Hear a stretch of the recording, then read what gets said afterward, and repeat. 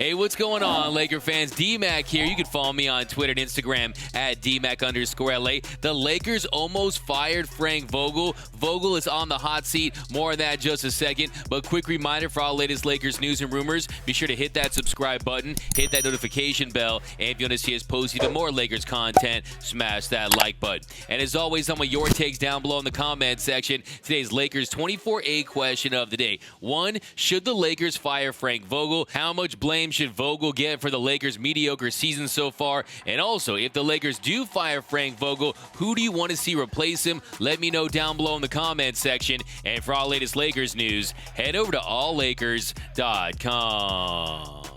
So it was a bounce-back game for the Lakers against the Jazz. They get one of their most impressive wins of the season, defeating the Jazz by a final score of 101-95, and they held the best offensive team in the NBA to just 95 points and 17 points in the fourth quarter. The Jazz currently first in the league in offensive rating at 116.1, and that Lakers defense, they came to play. The effort was there. Stanley Johnson was a big spark off the bench. He scored 15 points on 7 of 9 shooting, had 5 boards, 3 assists, 2 blocks, 1 steal, just 1 turnover, and he led all Lakers last night with a plus 18 box plus minus. Malik Monk played well, 14 points on 6 of 12 shooting, had 7 boards, 1 assist. Taylor Horn-Tucker was in double figures with 11 points on 4 of 7 shooting. The Hillbilly Mamba had 4 points, and then LeBron James, of course, he led all scorers with 25 on 9 of 20 shooting, 7 boards, 7 assists, just 1 turnover. Russell Westbrook, not the best night shooting, 5-14, 15 points, but he did have that electrifying dunk, the Brody stuffed one on the Stifle Tower. 48-40 Lakers, 2:05 left to go in the second quarter, and Russell Westbrook throws it down. Westbrook with the big stuff over the Stifle Tower. Russ with a big I still got it dunk, showing that he's not done yet. Still has that vertical leap, still has that bounce, and he dunks over one of the game's best shot blockers over the last 4 or 5 seasons. So a much-needed win for the Lakers last night, especially coming off that embarrassing loss to the Nuggets, where they fell to the Nugs 133-96. And after the game, you saw Magic Johnson. He called out the team. You saw LeBron James. He promised that the team would play better. Well, it turns out that the Lakers nearly fired Frank Vogel after that loss. This morning, The Athletic, Sam Amick wrote, by the time the Lakers and Jazz tipped off on Monday night, sources said Vogel was coaching for his job after he narrowly avoided being fired in the wake of the 37-point loss in Denver 48 hours earlier.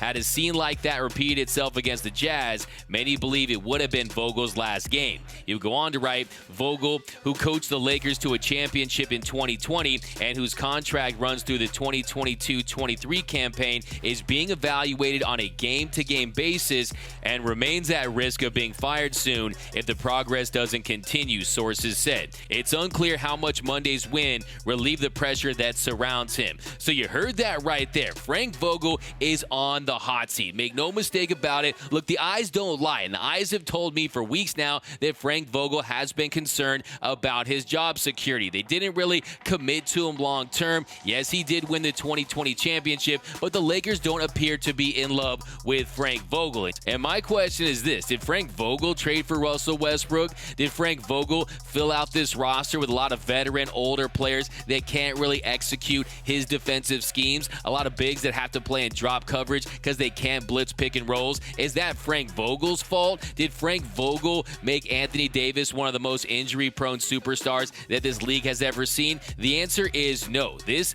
organization, the front office, Jeannie Buss, down to Rob Pelinka, down to the powers that be, they need to be accountable for the roster that they assembled. If they want to make Frank the scapegoat, that's fine, but adding another coach is not going to change very much. We saw Dave Fizdale. He didn't do very well when he was filling in for Frank Vogel, and I think that when it comes to Frank Vogel, he just doesn't have the personnel to execute his schemes. Now, you can fire Frank Vogel all you want, but to me, that's like changing the captain on the Titanic. If you don't add some other players, it's not going to make a big difference, and I think this team still has a chance, but pinning this all on Frank Vogel is just ridiculous. This organization needs to be held accountable. They're the ones that assembled this roster. LeBron James, Anthony Davis, they signed off on the Russell Westbrook trade, and yes, I am a supporter of of Russell Westbrook. I'm a supporter of all things purple and gold. But at the same token, I have to keep it real. And I bring my facts to the fight, and the facts tell me that this team defensively hasn't been able to get it done. Offensively, not enough cohesion. The shooting just hasn't been there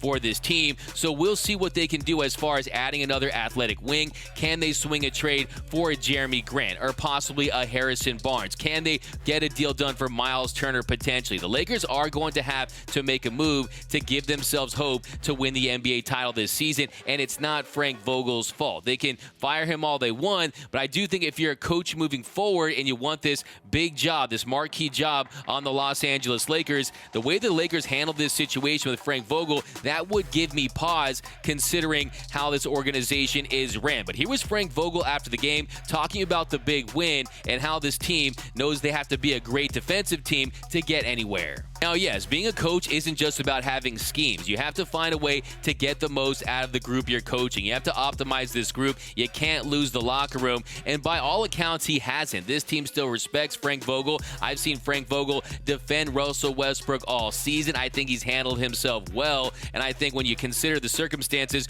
with this roster makeup and the injuries to LeBron James and Anthony Davis and trying to implement Russell Westbrook, he's had a tough job to do. And I think when you consider the circumstances, he's done relatively well, all things considered, and I still think you have to evaluate him when you have a full healthy roster and potentially after a trade that the Lakers could make. So we'll see how it turns out, but let me know down below in the comment section. Should the Lakers fire Frank Vogel? Give me a Y for yes or give me an N for no. And also, how much blame do you put on Frank Vogel? Let me know down below. And also, if the Lakers ultimately do can Frank, who should they replace him with? Let me know down below in the comment section. My name is D-Mac. You can follow me on Twitter and Instagram at DMac_LA. For all the latest Lakers news and rumors, be sure to hit that subscribe button, hit that notification bell, and if you want to see us post even more Lakers content, smash that like button. And until next time, go Lakers.